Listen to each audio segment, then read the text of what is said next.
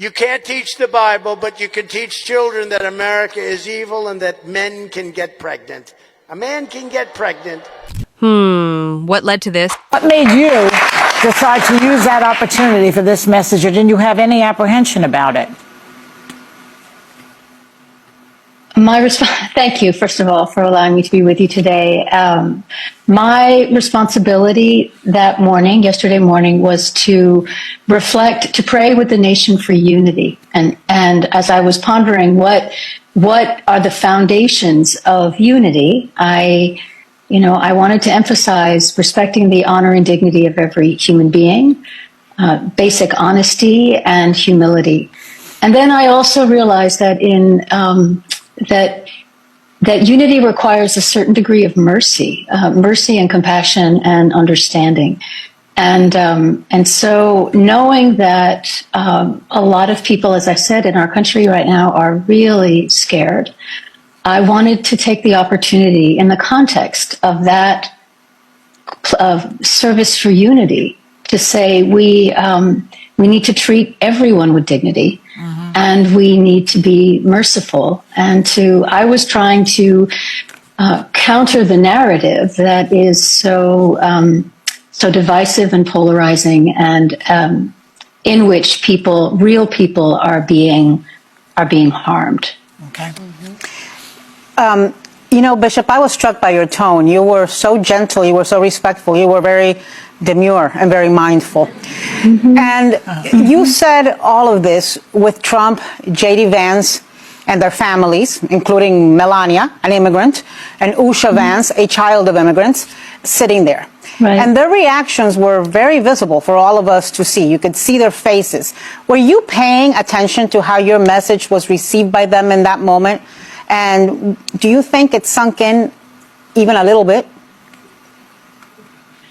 I've been preaching for a long time, and I've long since given up trying to read people's body language as I'm preaching, because I would be wrong most of the time.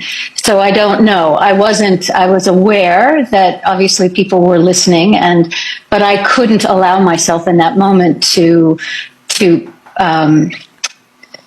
I just had to keep going, right? I had what I felt was on my heart to say, and I had to leave it to them, to all of us, to take from whatever my words were, to heart in whichever way they could, and leave, as they say, leave the rest to God. Bishop called Mariann Edgar Budde pleaded at the inaugural prayer service for President Trump to have mercy on his constituents, defends her sermon. Let me make one final plea, Mr. President.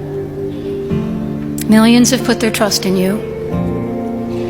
And as you told the nation yesterday, you have felt the providential hand of a loving God. In the name of our God, I ask you to have mercy upon the people in our country who are scared now.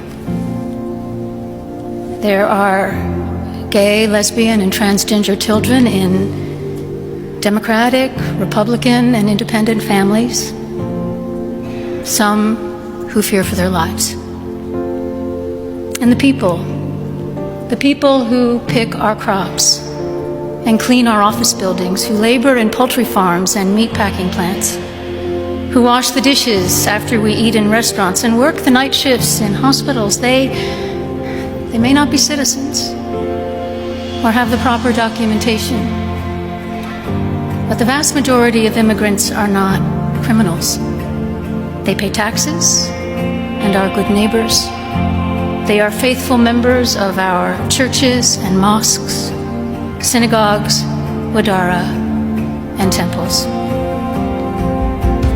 I ask you to have mercy, Mr. President, on those in our communities whose children fear that their parents will be taken away, and that you help those who are fleeing war zones and persecution in their own lands to find compassion and welcome here. Our God teaches us that we are to be merciful to the stranger, for we were all once strangers in this land. May God grant us the strength and courage to honor the dignity of every human being, to speak the truth to one another in love, and walk humbly with each other and our God for the good of all people, in this nation and the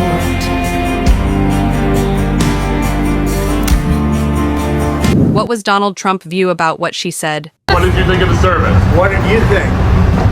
Did you like it? Did you find it exciting? Not too exciting, was it? I didn't think it was a good service, no. Thank you very much. Stay tuned for more content. They can do much better.